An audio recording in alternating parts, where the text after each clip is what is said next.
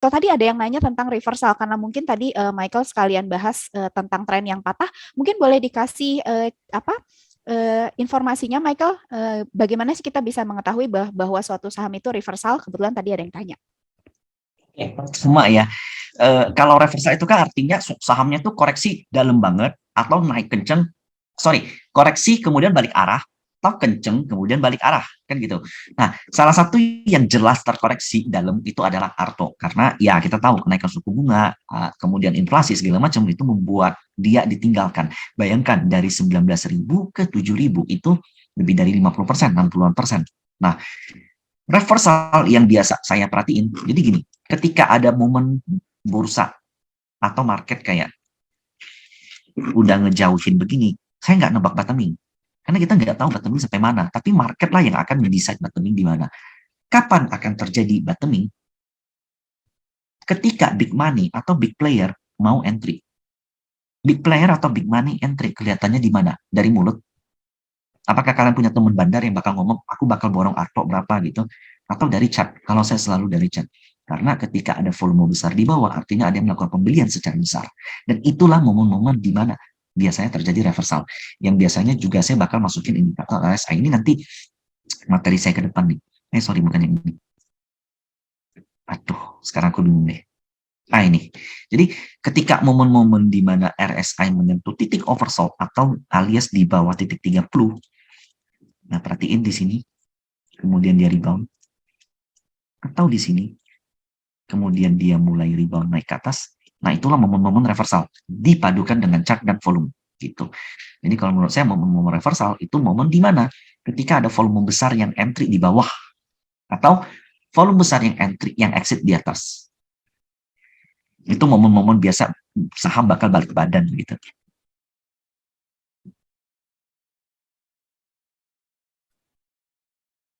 Gitu, Kak.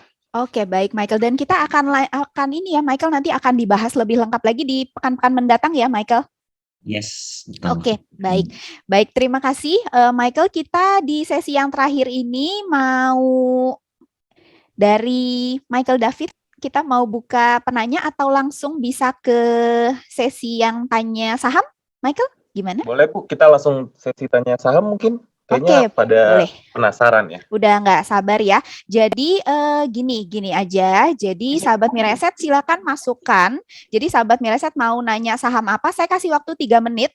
Nanti di menit ke-7, 8, sama 9 saya ambil yang di baris paling pertama ya. Jadi nanti sambil biar masuk dulu pertanyaannya. Michael, ini kita sambil nunggu 3 menit, Michael, saya ada pertanyaan lagi terkait di kolom Q&A nih, Michael. Itu ada tadi yang nanya 2 orang adalah tentang ini, sebentar.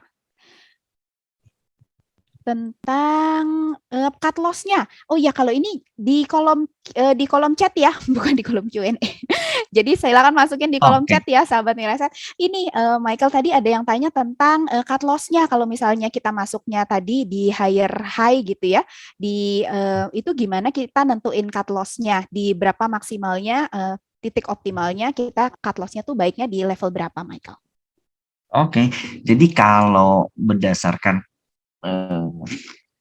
pergerakan higher high dan higher low, idealnya kita hanya akan memutuskan exit itu di momen-momen di mana market sudah menentukan harganya, alias di jam closing atau jam 2.50 atau jam 3 kalau di bursa. Jadi kalau seandainya begini gimana? Contohnya nih, seandainya hammer begini gimana?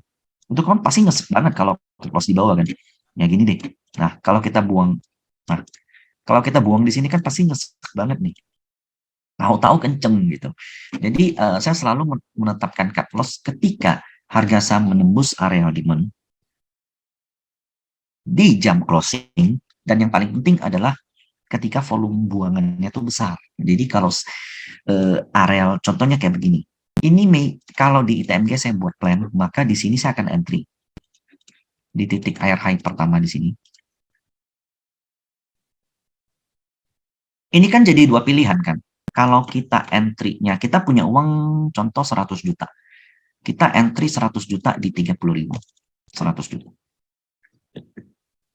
Berarti artinya kita all in dong. Kalau seandainya turun sampai ke 26.000, portofolio kita artinya minus 12% ya kurang lebih. Iya, 12%-an atau 13%. Siap nggak nanggung 13% minus? Kalau siap, fine. Kalau enggak, maka jawabannya adalah kalian mesti cut loss. Maksimal 2-3% di harga dingin. Jadi ketika kalian entry di sini areal ini, dan kalian menetapkan strict cut loss 2-3%, ya risiko yang kalian tanggung tuh paling 4 atau 5% maksimalnya. Jadi mau bursa sejelek apapun, ya kalian rugi 4-5% per posisi. Maka dari itu titik entry itu menentukan banget. Agar ketika kita keluar itu enggak. Ketika harga saham tuh enggak sesuai dengan harapan kita, enggak sesuai dengan target kita, kita keluar tanpa harus menggerus porto sampai di luar plan kita. Nah, atau kita bisa entry contohnya 30 juta di sini. Di sini entry lagi sisanya 70 juta. Jadi selama periode minus 13% itu, kita hanya minus 13% dari 30 juta. Yang artinya itu hanya sekedar sekitar 5 sampai, enggak sampai 5% dari porto kita. Dan kita bisa entry lagi di sini. Kemudian stop loss lagi di sini. Minus 2% dari, atau 3% dari titik higher low yang di sini. Nah, sekarang kalau kita bicara logik, kalau menurut saya ya, ITMG dari 32.000 ke bawah sini, masa sih masih loss gitu? Di saham yang komoditas, di era komoditas masih oke begini, di saat harga saham kalau masih jaya-jayanya gini, kalau seandainya masih loss, itu biasanya bursanya udah nggak bener banget gitu. Biasanya gitu, kalau kita udah cari diskon dan masih aja kena loss, ya artinya bursanya tuh udah fail banget, dan artinya we are not alone kan. Gitu. Baik, Michael. Terima kasih, Michael. Dan kita udah ketemu beberapa Michael, pertanyaan untuk saham nih yang cukup banyak masuk. Sahabat Mireset, saya masih cari satu lagi. Ayo. Jadi yang paling pertama kasih. Jadi tadi kan saya janjinya ya masuk ke menit ke-7, ke-8, ke-9. Orang pertama yang tanya di menit ke-7, menit ke-8, sama menit ke-9. Oke, yang pertama ini mohon maaf ya kalau misalnya sahabat Mireset nggak punya sahamnya. Jadi saya ngambil yang pertama FPNI, Michael. Waduh, ini berat banget. Jadi ini coba dicek dicek ya sahabat Mireset. Itu kebetulan yang pertanyaan pertama. Sahamnya Koko ini. Jadi kalau PNI ya, in my opinion untuk trading ya, pertama demand-nya itu agak rendah di bawah 320. Nah, ada potensi dia nyentuh areal ini kemudian rebound. Satu. Kemudian kalau untuk kita trading gimana? Nah, teman-teman perhatiin kalau pergerakan seperti ini tuh, ini setiap open low itu selalu diangkat. Jadi memang ada indikasi kalau menurut saya ini saham memang sedang ditradingkan gitu. Dan kalau apakah menarik atau enggak untuk kalau melihat volatilitasnya, yes, kalau teman-teman bisa dapat bottom. Jadi sebenarnya kalau udah menyentuh 320 atau 330 ke bawah itu ya cukup menarik, ada potensi untuk bisa ditradingkan. Apakah bisa untuk dikit? Jawaban saya enggak, karena untuk saat ini dia masih dalam tren yang menurun. Beda kalau dia udah begini.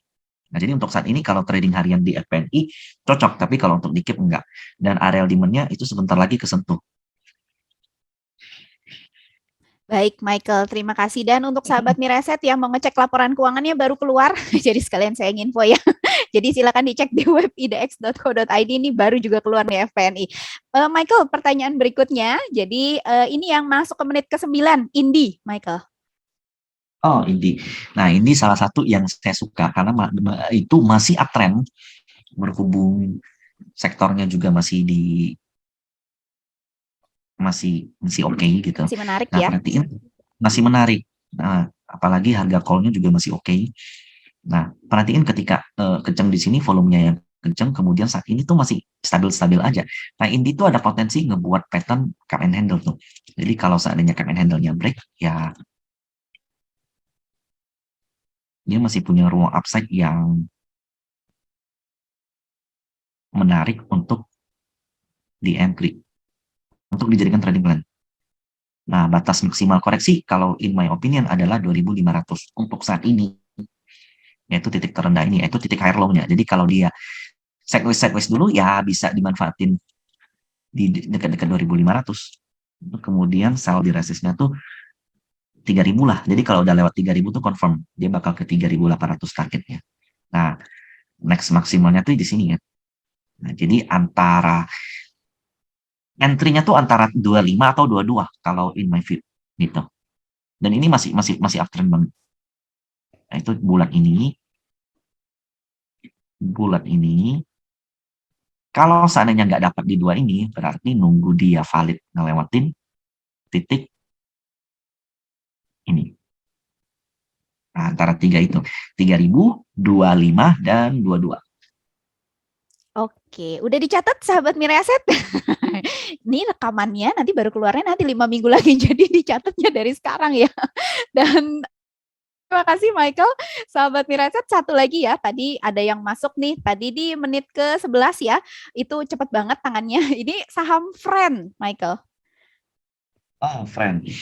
Oke, kalau nggak salah sih Friend tuh rutin di akun sama foreign ya. Dan ini memang sideways. Ada potensi reversal kalau dia ngelewatin titik 89 atau 90. Jadi untuk saat ini ya memang masih sideways gitu aja. Dibilang menarik ya ada potensi, tapi untuk saat ini untuk potensi trading ya sebenarnya masih belum. Kecuali dia udah ngelewat 88. Jadi Friend ini kan kurang volatil ya sebenarnya, pergerakan tuh tipis banget. Jadi ini biasanya yang dana-dana jumbo tuh yang entry itu karena cari selisih 1, 2, 3 tick doang gitu. Tapi kalau seandainya kita yang mau gesit, kalau menurut saya sih belum begitu cocok.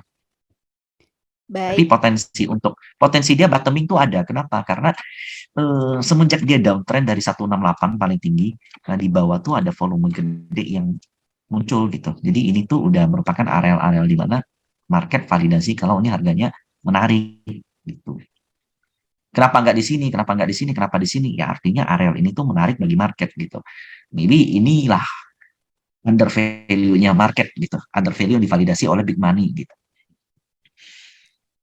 baik Michael. Dan Friend ini juga baru aja ngumumin laporan keuangan sahabat Miraset keluarnya hari Jumat malam. Jadi mungkin nanti akan direspon hari Senin. Jadi kalau yang mau lihat laporan keuangannya Friend yang mungkin punya atau ngincer-ngincer boleh dibuka di web idx.co.id. Jadi saya nggak sampai di sini ya, saya nggak jualan. Jadi silakan aja bisa dilihat informasinya. Tadi yang udah keluar tadi ada FPNI, ada juga Friend. Silakan bisa dibuka. Jadi siapa tahu bisa jadi trading idea untuk sahabat Miraset. Terima kasih Michael untuk hari ini, untuk mentorship di Kasih. sesi yang pertama ini menarik banget dan kita udah nggak sabar lagi pengen ketemu lagi di minggu depan untuk dapat materi-materi yang lebih menarik lagi. Terima kasih Michael.